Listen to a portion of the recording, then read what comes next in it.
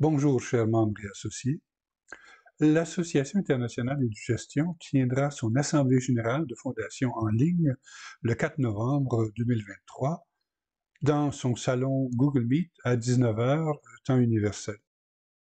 Cette AG sera ouverte à tous les membres cotisants des associations nationales et de gestion.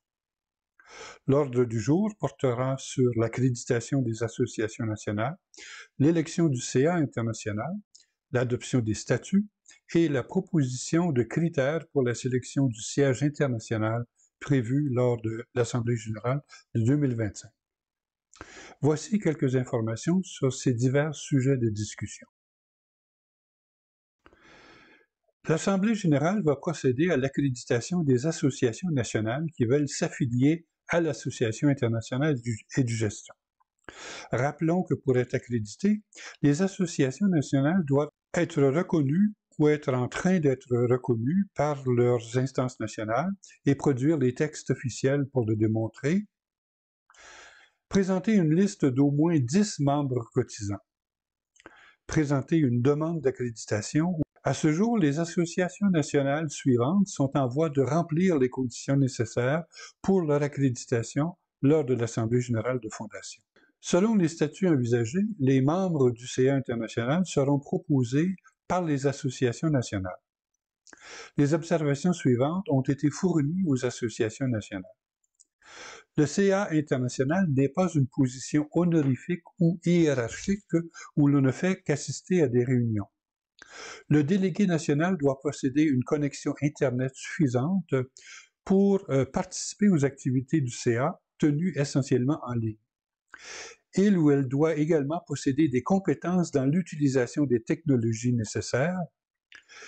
Il doit garder un lien étroit avec son association nationale pour refléter ses activités et ses besoins au CA international. Chaque membre du CA international devrait être actif dans la gestion de l'association et piloter un dossier dans ses activités. Évidemment, on suppose que chacun des délégués aura des compétences en gestion. La disponibilité, le leadership et l'engagement concret du représentant national sont essentiels au développement de l'association internationale. Ce leadership devra se manifester au quotidien dans la gestion d'une des activités de l'association internationale. Le Conseil d'administration provisoire a longuement échangé sur les statuts qui devraient soutenir le développement de l'association internationale. La proposition de statut a été transmise aux associations nationales et elle est disponible sur Google Docs et sur notre site Internet. Au besoin, les associations nationales peuvent proposer des amendements aux statuts proposés et les transmettre au CA provisoire d'ici le 1er octobre. Pour le moment, le siège international de l'Association et de gestion est établi au Canada-Québec. Cet emplacement provisoire a été nécessaire pour obtenir plus rapidement la reconnaissance des organisations internationales et des services de partenaires comme Google, Microsoft, etc. Il est fortement souhaité que le siège soit déplacé dans un pays africain. Les critères de sélection de l'Association nationale, qui hébergera le siège international, seront présentés lors de l'Assemblée générale de fondation.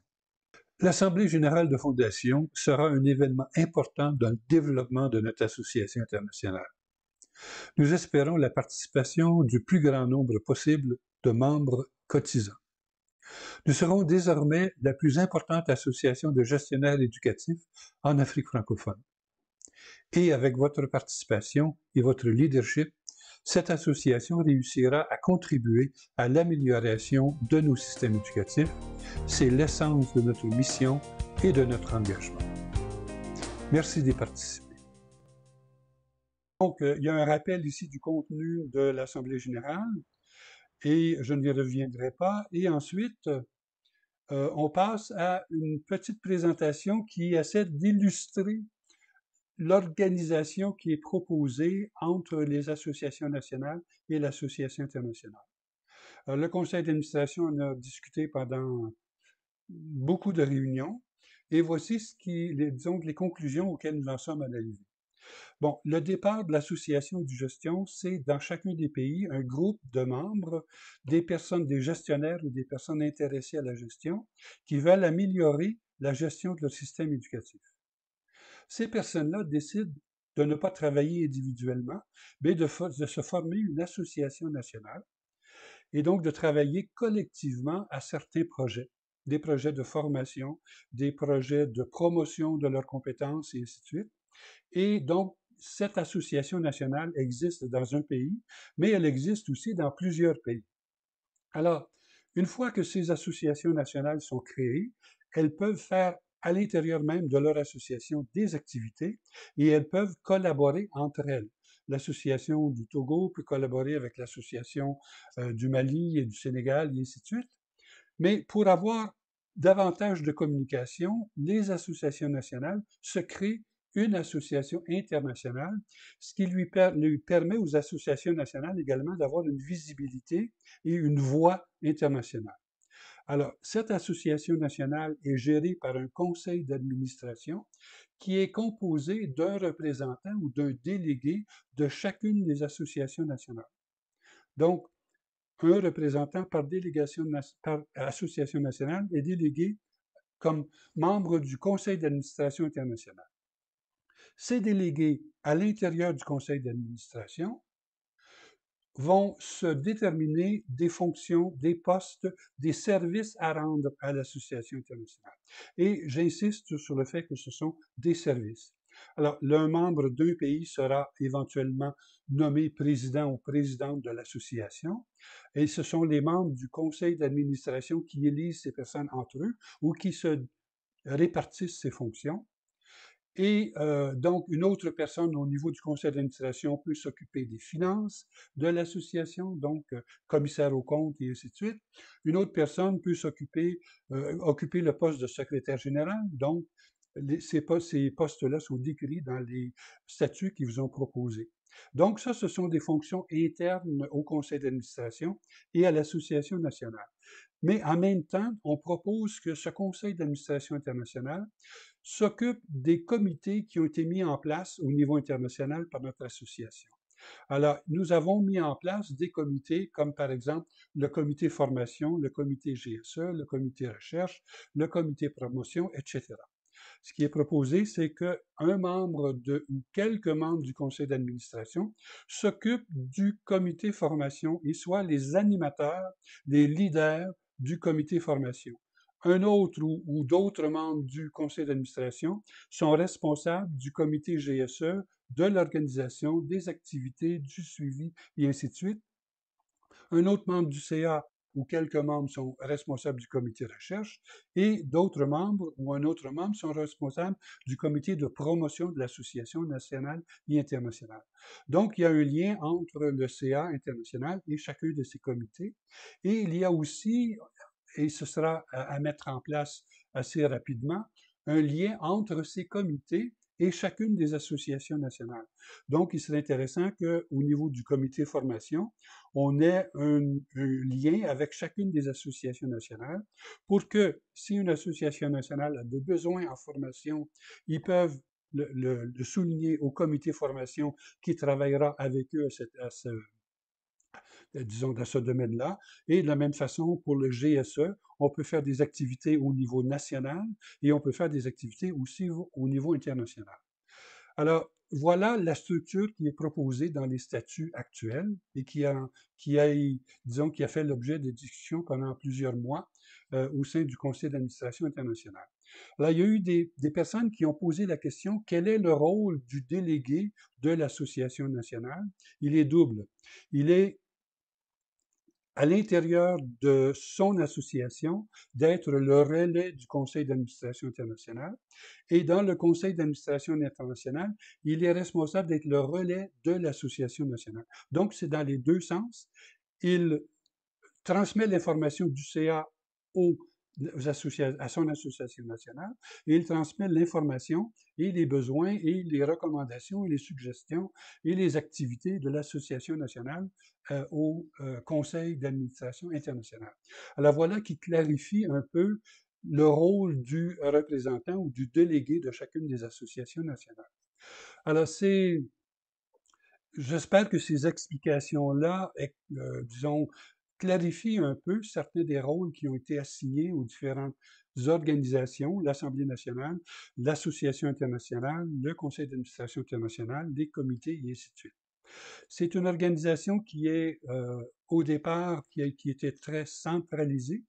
Pour ne rien vous cacher, si je ne provoquais pas une activité dans le comité formation, dans le comité GCA ou dans n'importe quel comité, ou même au niveau du conseil d'administration nationale, il n'y avait aucune activité qui se réalisait.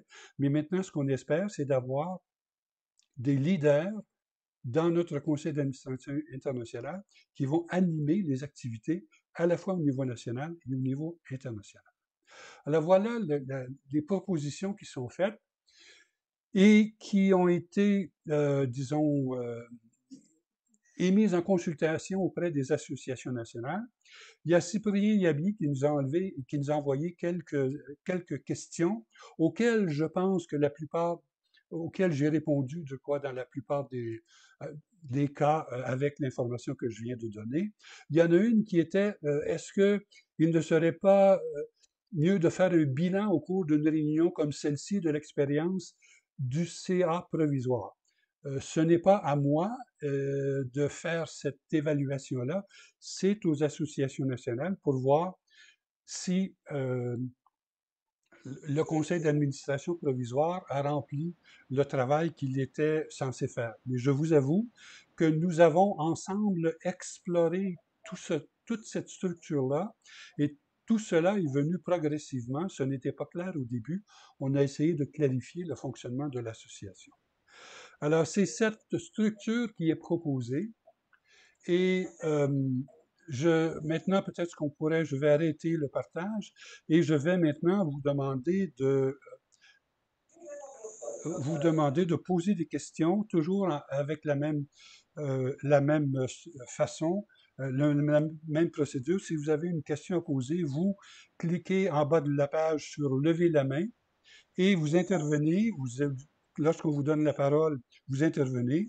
Ensuite, une fois que vous avez fini d'intervenir, vous fermez votre micro et vous baissez votre main pour ne pas qu'on vous redonne la parole encore une fois à cause de la même levée, la même main levée. Pardon. Alors, est-ce qu'il y a des questions ou des commentaires? Donc, c'est à vous maintenant. Alors, Iman est la première à poser une question. On t'écoute, Iman. Comment se passe la procédure de l'élection? D'accord. Alors, l'élection sera assez simple. C'est que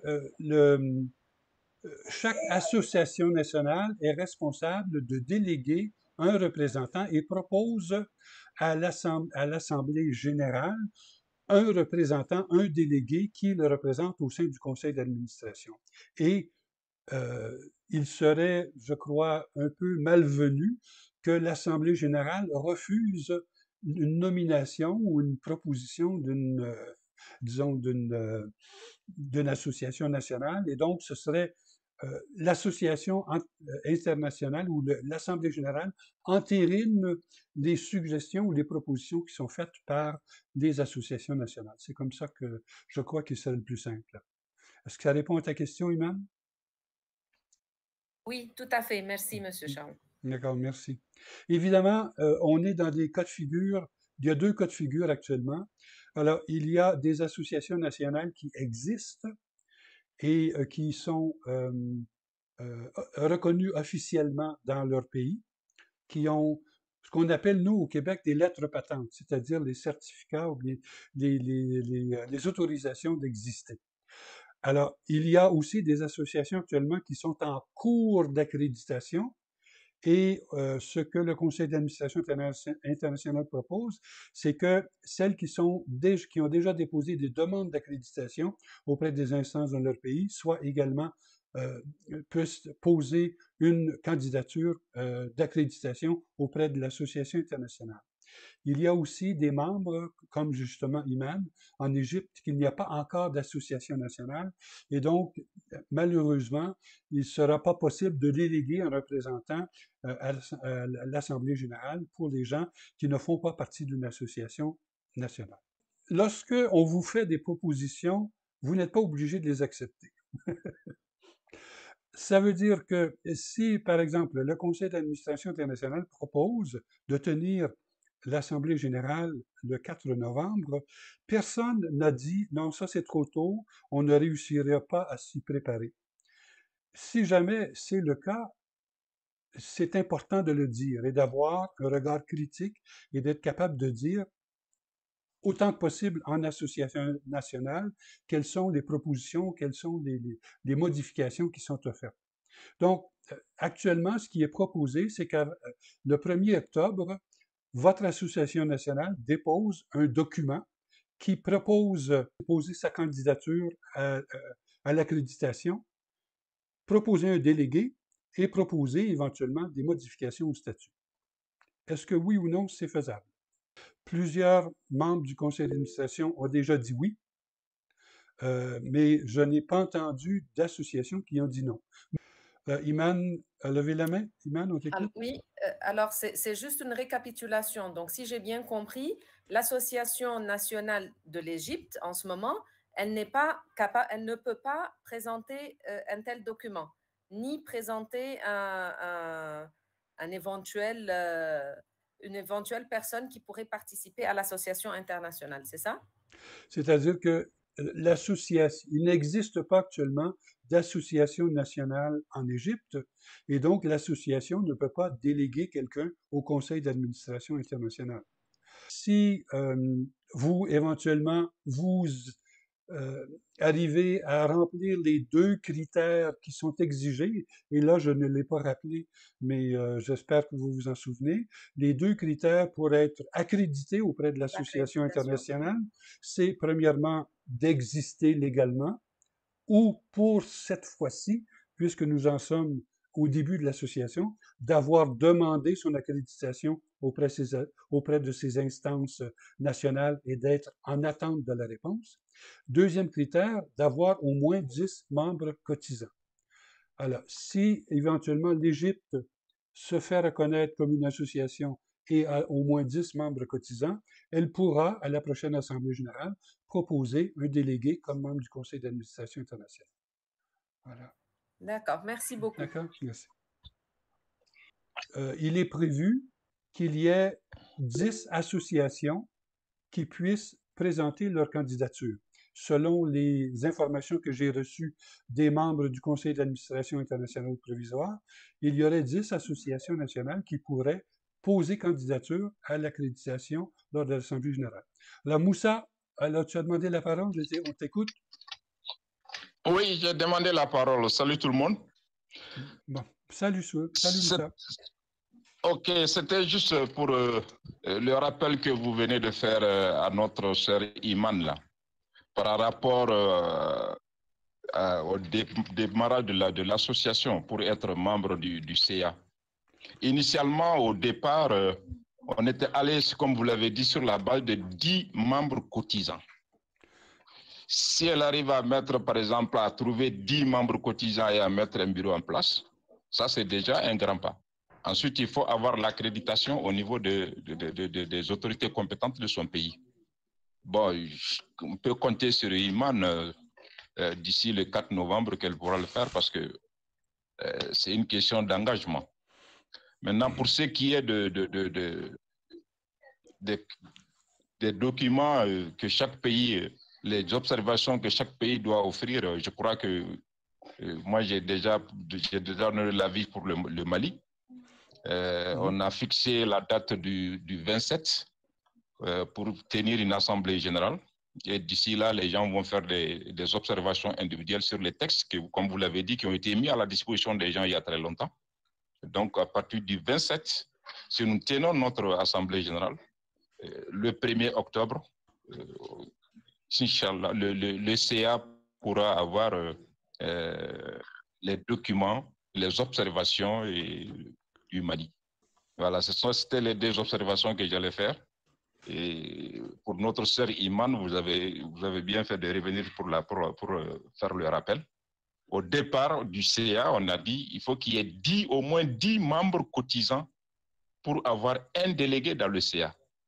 Et membres cotisants, pour notre sœur Iman, en fait,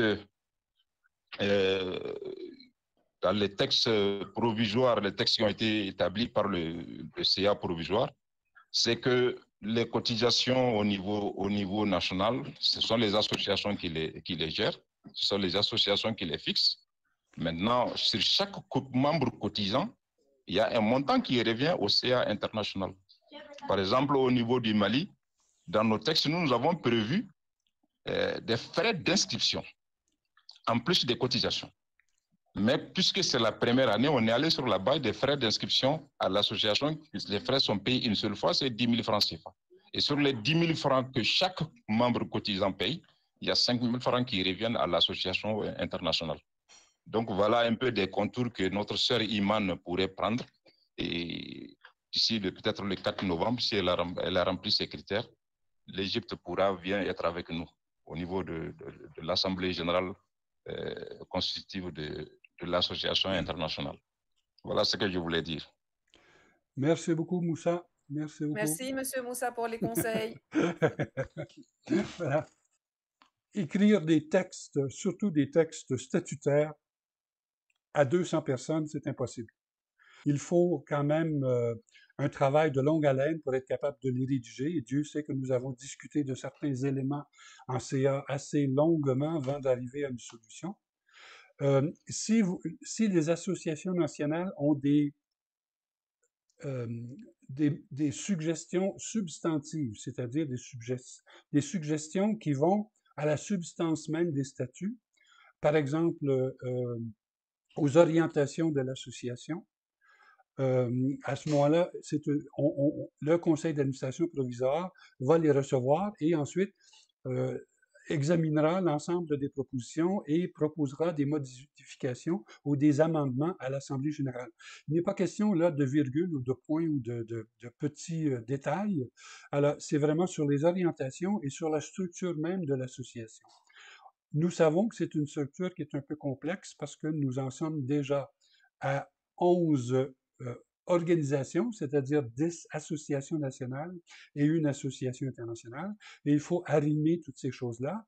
Mais enfin, vous avez vu, je crois, la structure qui est proposée. C'est là-dessus surtout qu'on proposait ou qu'on aimerait avoir des réactions des associations nationales. Alors, en fin de compte, il y a une autonomie qui est donnée aux associations nationales et c'est sur la base des associations nationales qu'est créée une association internationale. S'il n'y a pas d'association nationale, il n'y aurait pas d'association internationale. Et d'où l'importance du dynamisme des associations nationales et du travail des délégués qui, je l'ai dit dans le document qui vous a été envoyé et dans la vidéo également, ce n'est pas un poste honorifique, statutaire ou bien hiérarchique.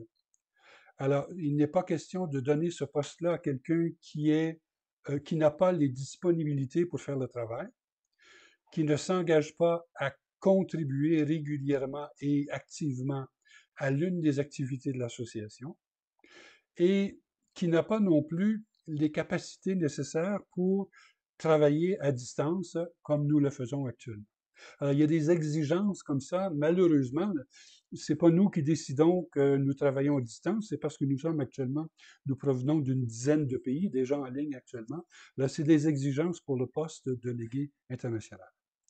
Alors, est-ce qu'il y a des personnes qui voudraient intervenir? N'hésitez pas. Il y a Raoul Anakpa, je crois qu'il n'a pas intervenu encore et qui pourrait peut-être se présenter pour que les autres en prennent connaissance. Raoul, est-ce que c'est possible d'activer le micro et de nous dire quelques mots? Alors, on n'entend pas Raoul pour le moment. Il y a Ben Kamte qui est là également et qui... Allô? Ah bon, Raoul, là, Allô? oui, là on entend Oui. Raoul. Bonjour. Oui. Bonjour. Oui, bonjour. Oui, bonjour. Bonjour. Oui, sinon je suis avec intérêt la présentation. Effectivement, bon, je pense que la pertinence c'était comment avoir le représentant au CIA des associations nationales. c'était là-bas que j'avais une inquiétude. Mais je pense que l'inquiétude a été levée par la question posée par mes prédécesseurs. D'accord. Merci, Raoul. Et Raoul, tu rappelles aux autres où tu es et puis quel est ton travail ou quelle est ta fonction? Oui, oui. Donc, je m'appelle Monsieur Raoul. Je suis banquier de profession dans le groupe Attijari Wafa, basé au Maroc. Donc, je suis aussi le président d'une association reconnue officiellement par l'État togolais, dénommée Synergie d'action pour le développement en Afrique, qui intervient dans le domaine de l'éducation, pour la promotion de l'éducation pour tous, pour accompagner l'État togolais dans le secteur du système éducatif. Et j'interviens également dans le domaine de la santé et le domaine de l'environnement. D'accord. OK. Merci beaucoup, Raoul, et bienvenue. Oui, oui, merci beaucoup. Et il y a M. Ben aussi, qu'on n'a pas entendu encore. Alors, est-ce qu'il est possible d'avoir quelques mots? C'est important de se connaître un peu, parce que l'une des richesses de notre association, c'est la diversité, à la fois au niveau des pays, à la fois des fonctions. Alors, comme c'est là, on n'entend pas M. Kpante. Et donc, on peut peut-être... Bon, il y a Bakary Zongo qui est là, qui n'a pas eu la chance d'intervenir encore. Bonsoir, Zachary. Tu nous dis quelques mots, tu te présentes ton pays, puis ta fonction, puis ainsi de suite.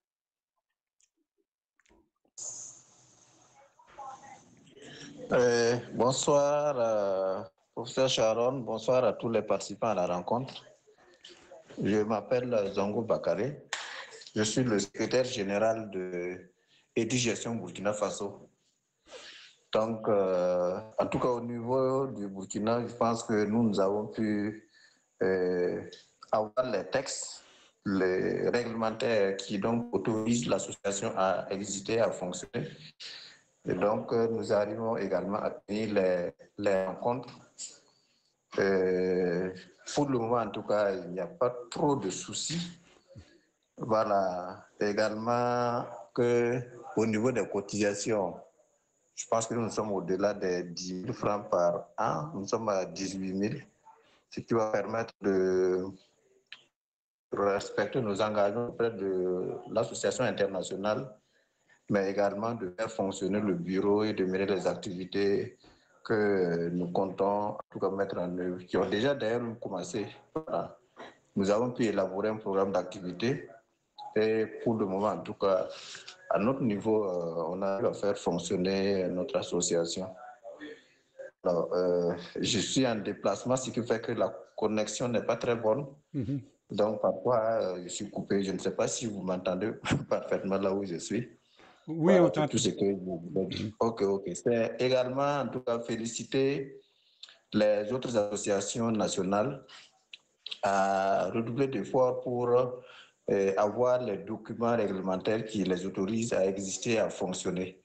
Parce que cela va donner du crédit à l'association nationale et en même temps lui permettre d'apporter sa contribution au niveau de l'association internationale. En tout cas, il y a du boulot, il y a du travail. Il suffit de faire un tour dans les organisations, que ce soit étatiques ou privées. Et on nous demande déjà, en tout cas, on apprécie quand même notre association et les activités que nous comptons dérouler, surtout les activités de formation que nous comptons dérouler avec eux.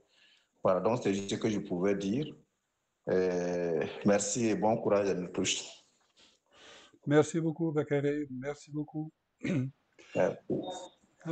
y a Victor aussi, Njambi, je crois, du Cameroun, qui nous a rejoint. Bonsoir, Victor. Bonsoir, Richard. Bonsoir. Alors, peut-être, je ne sais pas si les autres te connaissent, tu peux te présenter quelques minutes? Bon. Oui. Merci pour l'occasion qui m'est donnée, n'est-ce pas, de dire qui je suis. Je suis Njambi Victor, docteur en sciences de l'éducation,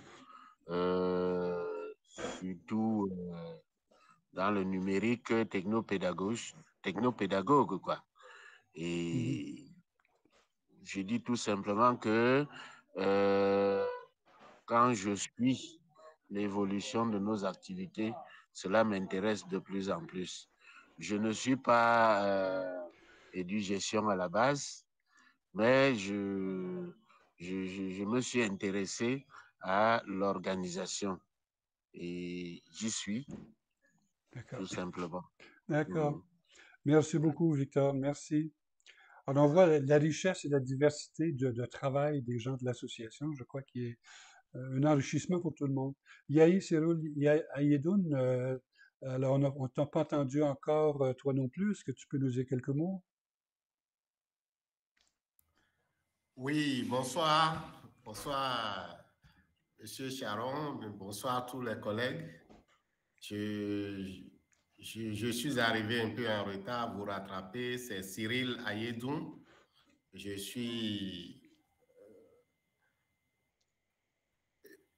fait, comment on appelle, le master GSE et je travaille au service de la formation à l'Institut national pour la formation et la recherche en éducation INFRE au Bénin. Donc, je suis là chargé de formation surtout et j'interviens aussi en tant que technopédagogue pour un certain nombre d'activités de formation. D'accord. Notamment IFADEM. D'accord. Et je crois que, enfin, IFADEM, c'est l'un des seuls projets en francophonie qui se préoccupe, au moins en partie, de la formation des gestionnaires, de la formation des directeurs et des chefs d'établissement. Et donc, si on pouvait éventuellement avoir un lien, un partenariat avec l'IFADEM dans les divers pays, je crois que ce serait à notre avantage et à l'avantage de l'IFADEM également. Voilà. Merci beaucoup, Yahi. Aïda, est-ce qu'on peut vous entendre aussi à quelques instants? Bonsoir, professeur. Je ne sais pas si on m'entend. Oui, on vous entend très bien. OK. Alors, d'abord, bonsoir, chers collègues. Je m'excuse parce que j'ai tenté de me connecter à plusieurs reprises, mais c'est finalement en retard que vraiment j'ai pu le faire. Sinon, moi, c'est Aïda Kone. Je suis de formation, de profession inspectrice de l'enseignement secondaire. Je suis en service à la direction de la qualité, la Direction générale de la qualité de l'éducation formelle, précisément au service des curricula, programmes et référentiels. Donc, je suis aussi de la formation GSE, je suis titulaire du master professionnel. Je suis de la promotion de 2014. Voilà, donc c'est ce que je peux dire. Je suis aussi membre de l'Association nationale du Burkina Faso. Et j'occupe dans l'association, le bureau de l'association, le poste de commissaire aux comptes. D'accord. La financière. Voilà. Merci, Aïda. OK. OK. Alors, peut-être, encore une fois, pour faire le tour, il y a Aurélien qui nous a rejoint. Alors, Aurélien, tu pourrais nous dire quelques mots?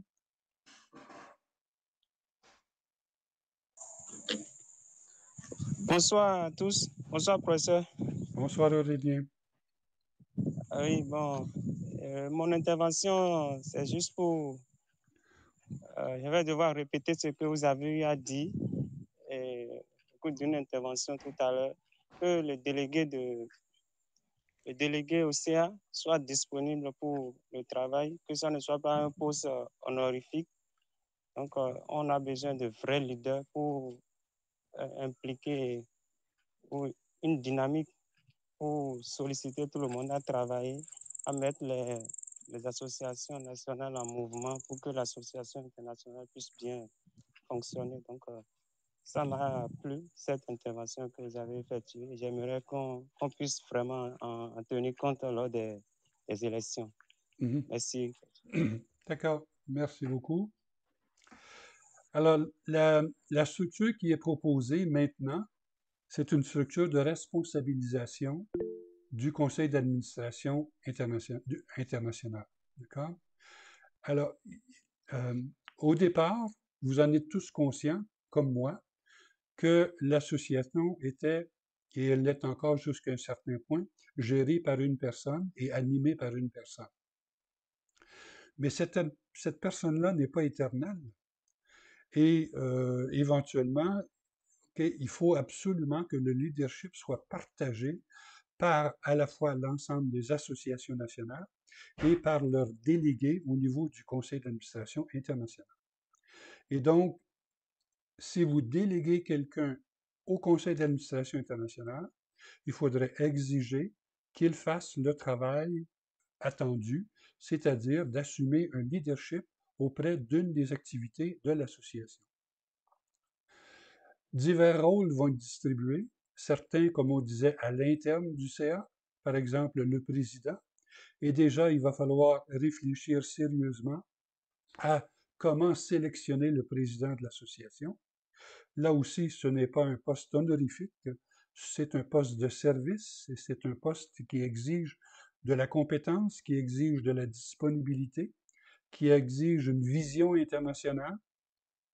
Alors là, il va falloir réfléchir, le nouveau conseil d'administration international devra réfléchir à comment se choisir un président et comment sélectionner les personnes qui vont occuper les autres postes à l'intérieur du CA. Et une fois que les postes sont assumés, que chaque personne prenne la responsabilité et ait disons, la volonté de faire quelque chose sans nécessairement que ce soit demandé. Voilà.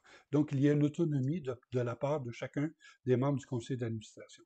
Mais là, je parle beaucoup et j'aimerais bien entendre vos réactions, vos suggestions.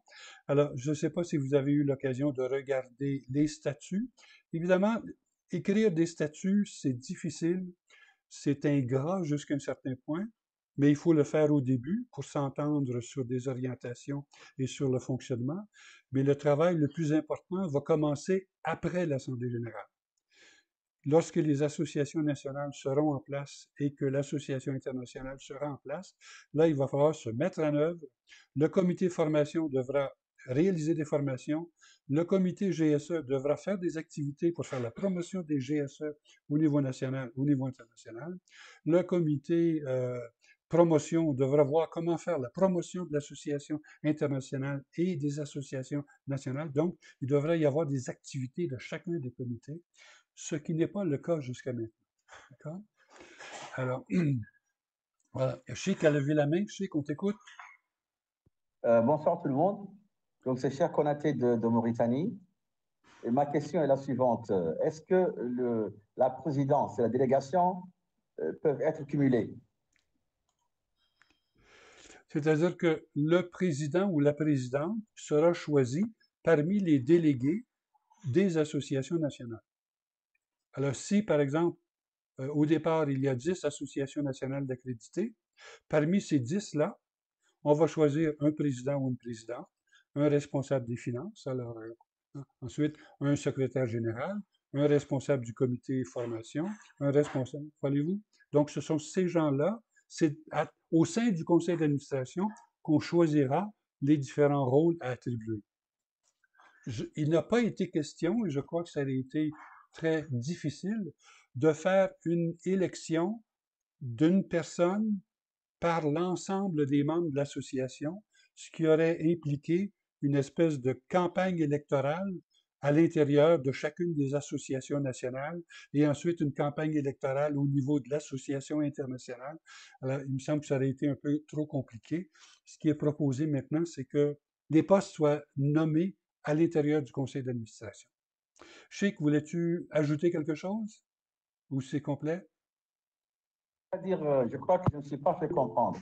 Est-ce que, par exemple, pour la Mauritanie, nous allons proposer donc le bureau exécutif avec les différents postes, d'une part, et d'autre part, on va proposer un délégué, n'est-ce pas? Oui. Si j'ai bien compris. C'est-à-dire Alors, est-ce que le président peut être à la fois président et délégué? C'est ça ma question. Le président de l'association internationale doit être un délégué par une association nationale, oui. Donc, il y a deux structures. Il y a votre association nationale qui a un bureau, et donc il peut y avoir un président national, un secrétaire général national, et ainsi de suite. Mais votre bureau ou votre association délègue une personne au conseil d'administration international et c'est parmi les 10 représentants qu'on va nommer le président ou la présidente, le secrétaire général, et ainsi de suite. C'est ce qui est proposé. Merci, c'est clair. Donc, ça veut dire que ça peut être cumulé, si je comprends. Oui. Il faut que ce soit cumulé. D'accord. Est-ce que quelqu'un d'autre a levé la main? Je ne vois pas de main levée pour le moment. Alors, Zozo, Valentin, Lago, c'est toi qu'on écoute, Lago? Merci bien, professeur. Si je comprends bien les explications des uns des autres, le bureau national, l'association nationale, doit être calqué sur le modèle de l'association du CA international. Parce que, bon, si je comprends bien, c'est les délégués nationaux des associations nationales qui forment le CA, comment on appelle, le CA international. Et c'est parmi eux qu'il y aura un président, un secrétaire général, un délégué à la formation, un délégué à la gestion et autres. Donc, donc pour me reprendre, si je comprends bien, le bureau des associations nationales doit être calqué sur ce modèle du CA pour qu'il y ait, pour ma part, pour moi, c'est ma préoccupation, pour qu'il y ait une certaine symbiose ou bien une fluidité dans la collaboration entre les associations nationales et le CA international. C'est ce que je veux. Merci. Merci beaucoup pour la question. Je crois que c'est une bonne idée d'avoir une espèce de similitude entre les règlements, par exemple, des statuts nationaux ou les statuts internationaux. Et, en fin de compte, les statuts internationaux reprennent les postes habituels d'une organisation, d'une ONG. Alors, pour avoir été secrétaire général d'une ONG pendant 15 ans, nos statuts à nous avaient un président, avaient un secrétaire général, avaient un commissaire aux comptes, avaient un responsable de la communication. Nous, on a des noms, des mots qui sont un peu différents, mais c'est la même chose. Alors, je suppose qu'au niveau national, il y a aussi un président, un vice-président ou vice-présidente, un secrétaire général, un responsable des finances, et ainsi de suite. Ce qui serait intéressant aussi, c'est qu'éventuellement, il y a au niveau national quelqu'un qui soit un correspondant avec les différents comités. Par exemple, au niveau national, qu'il y ait quelqu'un qui soit, disons, responsable des liens avec le comité formation et un autre soit responsable des liens avec le comité GSE pour qu'on puisse travailler en symbiose entre les associations nationales et l'association internationale. Effectivement. Merci bien, professeur. C'était là mon inquiétude. Ouais, il fallait qu'il y ait une symbiose. S'il y a un délégué international à la formation au niveau national, il faut qu'il y ait aussi un représentant, celui-là qui sera en liaison directe avec le délégué international chargé de la formation ou bien de la gestion. Oui, voilà. D'accord, merci. Et en même temps, c'est pas nécessaire que ce soit un miroir. Alors, peut-être que dans une association, on peut décider d'avoir un bureau exécutif plutôt qu'un conseil d'administration. Ça mange pas de pain, comme disent les Français. Et ensuite, il faut essayer peut-être être un peu flexible. C'est-à-dire que nous avons un certain nombre de comités actuellement, mais peut-être que dans un an, on réalisera qu'on aurait besoin d'un autre comité. Et donc, il va falloir changer un peu la structure, adapter la structure à nos besoins et peut-être qu'au niveau national aussi, on pourrait suggérer qu'il y ait une personne qui soit aussi, disons, responsable de ce domaine-là au niveau national. Alors, je crois qu'au début, il y avait plus d'interrogations au sujet de la nomination des délégués et de leurs fonctions. Alors, j'espère que la fonction a été bien clarifiée. Le rôle, c'est en fin de compte de représenter l'association nationale au niveau international et de transmettre au niveau national des informations qui proviennent du Conseil d'administration international. Donc, c'est dans les deux sens. Et le bureau, c'est-à-dire le Conseil d'administration international, n'a pas d'autorité jusqu'à un certain point sur les associations nationales. Chaque association nationale est autonome, peut faire des activités et on espère qu'elle va faire des activités de manière autonome, mais en même temps, si c'est possible, d'y travailler ensemble avec l'association internationale, je crois que ça enrichira la plupart des activités. Par exemple, si au Bénin, au Burkina Faso, au Cameroun ou n'importe où, on décide de faire un webinaire sur la gestion financière, ben, ce serait intéressant que ce soit présenté, oui, au niveau national, mais en même temps qu'on l'offre à l'ensemble des membres de toute l'association internationale. Donc, on s'enrichit les uns les autres avec les associations, les activités nationales, et éventuellement, l'association internationale peut proposer une activité qui sera peut-être disséminée dans l'ensemble des associations nationales. Alors, c'est cette collaboration qu'on espère mettre en place. En même temps, le Conseil d'administration internationale ou l'association internationale, c'est une volonté de travailler à la fois par le haut et par le bas, c'est-à-dire top-down et bottom-up, comme on dit, ou bien en vision ascendante et descendante.